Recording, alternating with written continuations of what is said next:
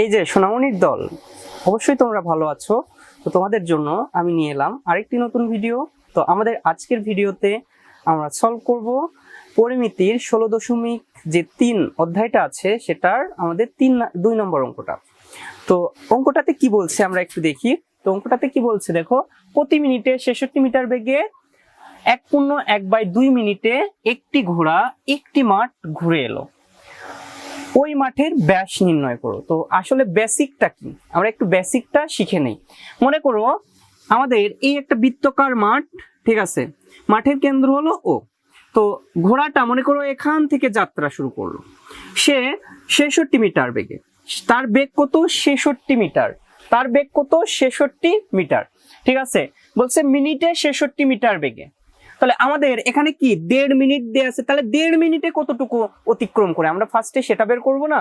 সে যাত্রা শুরু করলো, সে এইটুকু ঘুরে আসার পর, ঠিক আছে, সে 66 মিটার বেগে এত মিনিটে একটি ঘোড়া একটি মাঠ ঘুরে এলো, ঠিক আছে। পুরো মাঠ ঘুরে আসার পর একটা তার অবশ্যই কি হবে, আমাদের বেগ হবে, তাই না? সেই বেগটা আমরা নির্ণয় করি। তো আমাদের কতটুকু ঘুরে আসছে সেইটুকু আমরা নির্ণয় করি। 1.5 মিনিটে সে কতটুকু ঘুরে আসছে সেইটুকু আমরা এখন নির্ণয় করব। তো আমরা এখানে দেখি, মনে করি, আমরা একটু লিখি, মনে করি ঘোড়াটি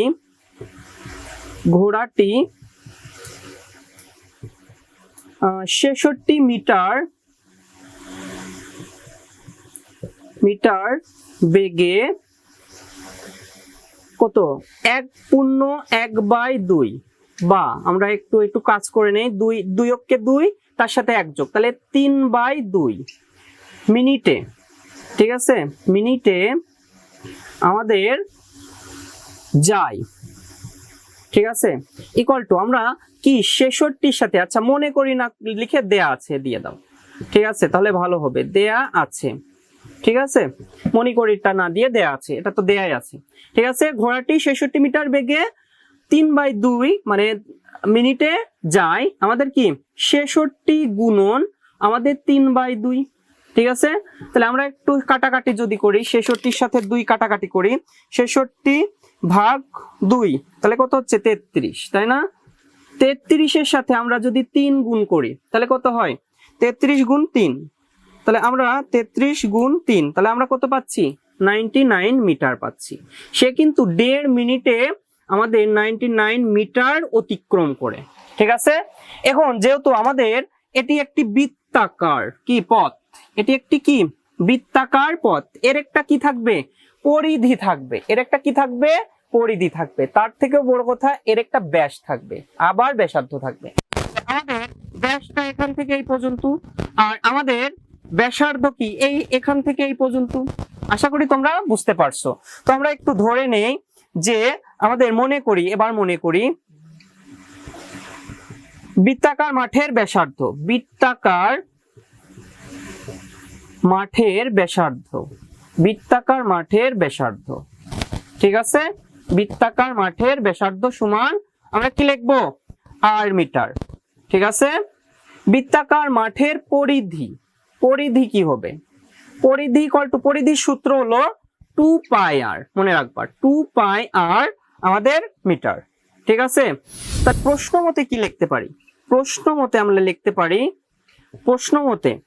আমরা 2πr ইকুয়াল টু কত 99, কারণ কি 2πr পরিধি আর আমাদের সে কতটুকু ঘুরছে 99, তাহলে পরিধি ইকুয়াল টু আমাদের 99, ওকে, বুঝতে পারছো। তাহলে আমরা এখানে একটু মান বসাই, 2 ইন্টু পায়ের মান 3.1416, তাই না, ইন্টু আর ইকুয়াল টু 99।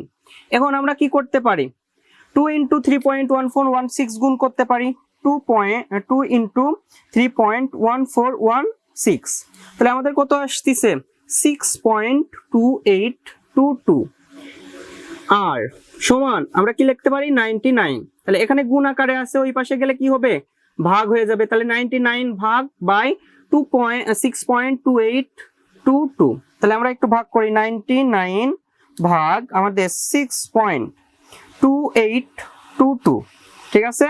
তাহলে আর এর মান কত হচ্ছে, আর এর মান হচ্ছে 15.75 আচ্ছা 8 আছে, এখানে 9 লিখে দিলেই হবে, তাহলে মিটার প্রায়, মিটার প্রায়। ঠিক আছে, তো আমাদের এটা কিন্তু আমাদের কি বের করলাম, আমাদের আর এর মান মানে ব্যাসার্ধের মান বের করছি। ঠিক আছে, আমাদের কিসের মান ব্যাসার্ধ বের করছি, ব্যাসার্ধের মান বের করছি, কিন্তু আমাদের কি বলছে ব্যাস, ব্যাস সমান আমরা কি জানি, ব্যাস সমান আমরা জানি 2r, তাহলে 2 গুণ আমরা আরটা কি কেবল পেলাম 15.759। ঠিক আছে, তো এটার সাথে এটা গুণ করে দেই, আমরা 2টা গুণ করি, তাহলে 31.51। ঠিক আছে, 7 আছে, তোমরা 8 লিখতে পারো, নো প্রবলেম। ঠিক আছে, এইটুকু অ্যান্সার আমাদের কি মিটার প্রায়। তো এইটাই আমাদের প্রদত্ত অঙ্কের উত্তর। যদি তো আশা করি তোমরা যে 3 নম্বর অঙ্কটা 2 নম্বর অঙ্কটা আছে সেই অঙ্কটা খুব ভালো করে বুঝতে পারছো। তো আজ এ পর্যন্তই, সবাই ভালো থাকো, সুস্থ থাকো।